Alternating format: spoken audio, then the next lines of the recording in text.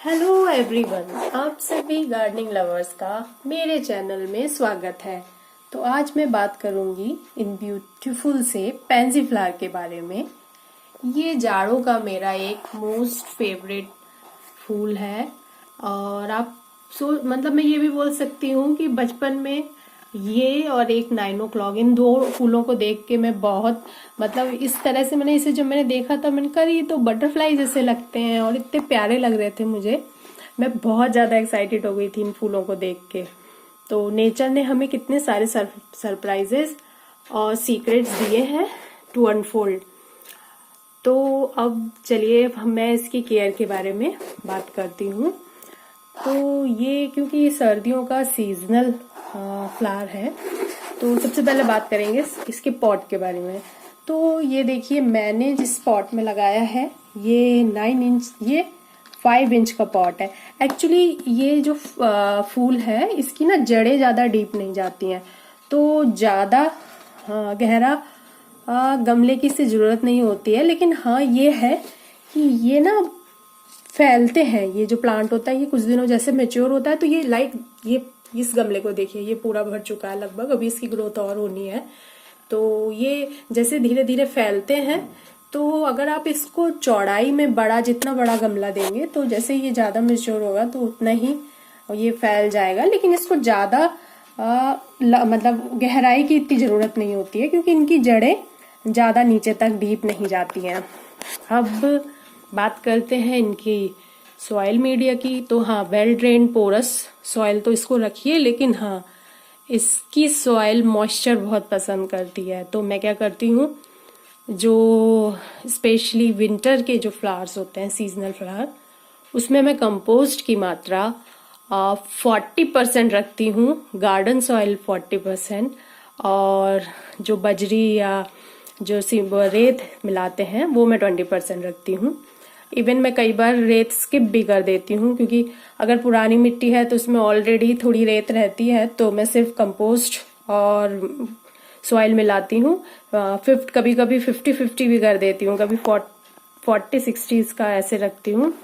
लेकिन क्योंकि सीजनल ये जो विंटर वाले फ्लावर होते हैं वो बहुत ज्यादा फ्लावरिंग करते हैं ना, तो इस समय आप देख रहे हैं तो अभी भी ये इसमें और फ्लावरिंग होनी है, तो इनको ना एनर्जी की बहुत जरूरत होती है।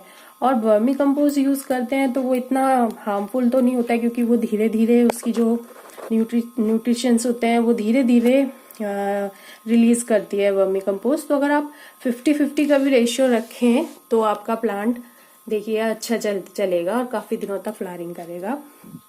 उसके बाद सेकंड, मैं इसको लिक्विड फर्टिलाइजर मैं फर्स्ट मंथ में तो सच बताऊं मैं नहीं देती हूँ। जब फ्लावरिंग स्टार्ट हो जाती है उसके बाद मैं 15-15 दिन में लिक्विड फर्टिलाइजर इसमें देती हूँ।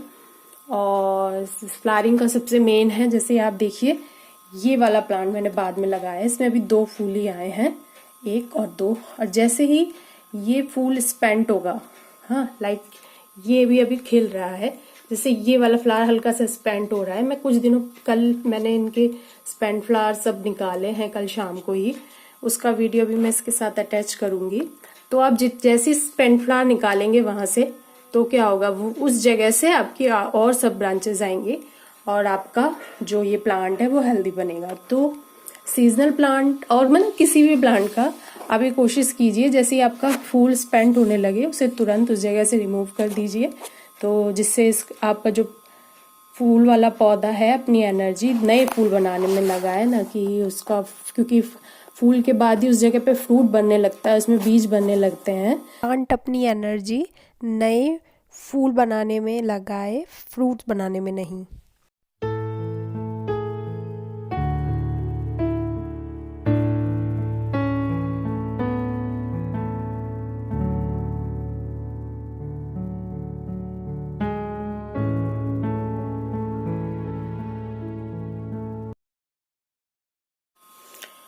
तो इसमें ज्यादा से ज्यादा फ्लावरिंग पाने का सबसे जो मेन, जो मेरे हिसाब से मेथड है वो है इसके स्पेंट फ्लावर जरूर आप रिमूव करते रहिए। जितने आप स्पेंट फ्लावर जैसे ही इसके रिमूव करेंगे आप देखेंगे इसकी ग्रोथ बढ़ने लगेगी, इस तरह से इसमें भर भर के फ्लावरिंग होगी। और अब मैं बात करती हूँ इसकी वाटरिंग का। तो जैसे मैंने पहले ही बोला है कि ये थोड़ा मॉइस्चर लविंग पौधा है, तो आप कोशिश कीजिए इसकी, तो क्योंकि मैंने कल बताया ना शाम को मैंने इसमें वाटरिंग भी की है और इसके सारे स्पेंट फ्लावर हटाए हैं, तो इसलिए इसकी सॉइल अभी भीगी है, थोड़ी गीली लग रही है। लेकिन आप कोशिश कीजिए कि जैसे मैं और प्लांट्स के लिए करती हूँ कि ऊपर की जो सॉइल है वो ड्राई हो जाए, उसके बाद ही वाटरिंग करें, लेकिन नहीं, इसकी जो सॉइल हो वो हमेशा मॉइस्ट रहनी चाहिए।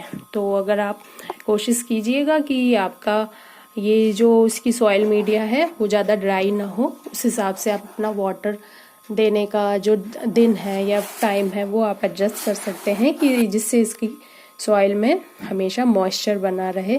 मैं नॉर्मली जाड़ों के पौधों में मैं नहीं देती हूँ कोकोपीट, क्योंकि क्या होता है कई बार कोकोपीट में बहुत मतलब जैसे कभी फॉग वगैरह हो गया और हमने जैसे सॉइल ऊपर से सूखी है और उस समय अगर पानी दे दो तो बहुत दिनों तक फिर वैसे गीला गीला सा रहता है, तो वो मैं विंटर के पौधों में कोकोपीट मैं नहीं देती हूँ। वैसे आप अगर चाहें तो, अगर आप ऐसी जगह रहते हैं जहाँ थोड़ा कम ठंडी पड़ती है, थोड़ा ड्राई वेदर कंडीशन है, तो आप कोकोपीट ऐड कर सकते हैं इनके लिए।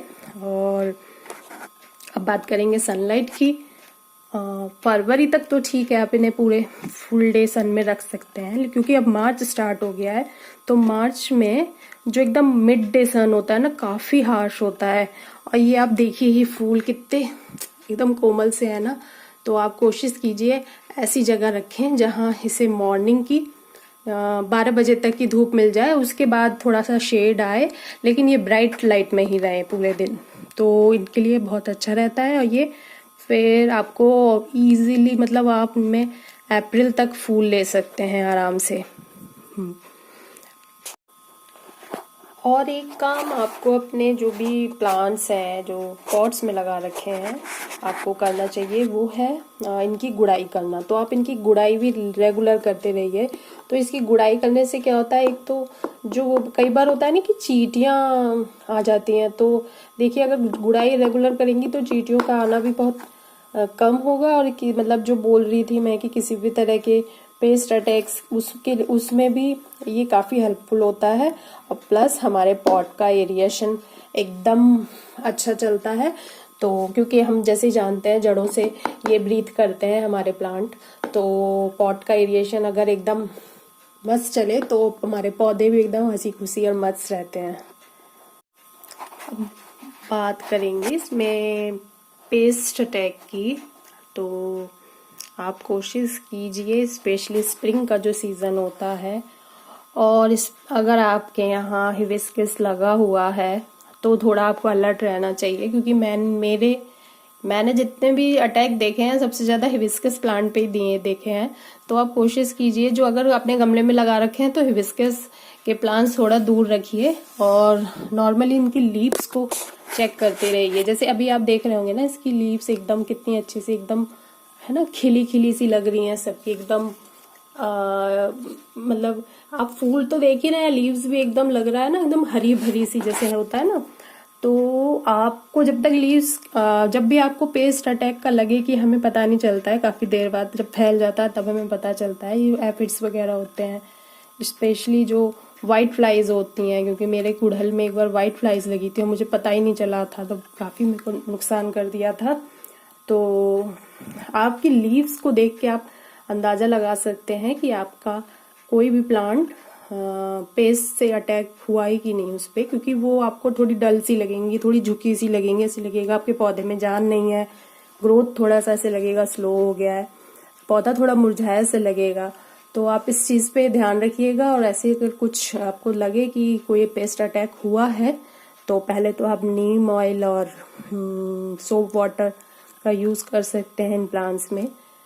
और अगर उससे ना फर्क पड़े, क्योंकि अगर हम ग्राउंड में लगाएं तो मैंने देखा है, मैंने बहुत कोशिश की थी नीम ऑयल के यूज से, तो उससे वो रिमूव नहीं हुई व्हाइट फ्लाइज, तो लास्ट में मुझे केमिकल्स का यूज करना पड़ा था। तो वो कई बार मतलब इनकी मतलब बोलते हैं ना कि ये सिर्फ दवाइयों का यूजेस की कई बार लगता है होम्योपैथिक से काम नहीं चलता है तो एलोपैथी लेनी पड़ती है, इसी तरह से हमें भी बस ये है कि पेस्ट अटैक के लिए मेरे हिसाब से आपको वॉचफुलनेस, मतलब आपको देखते रहना पड़ेगा कि आपका प्लांट हेल्दी लग रहा है कि नहीं। वो आपका प्लांट ही बोल देगा कि नहीं मुझ में कुछ परेशानी चल रही है। और बस अब पानी का आप इसको कंट्रोल रखिएगा तो आप देखेंगे ये प्लांट आपको ऐसे ही, जब भी आप इनकी तरफ देखेंगे ये बटरफ्लाईज आपकी तरफ मुस्कुराती हुई नजर आएंगी। मेरा ये वीडियो लास्ट तक देखने के लिए thank you so much. Please like and subscribe my channel.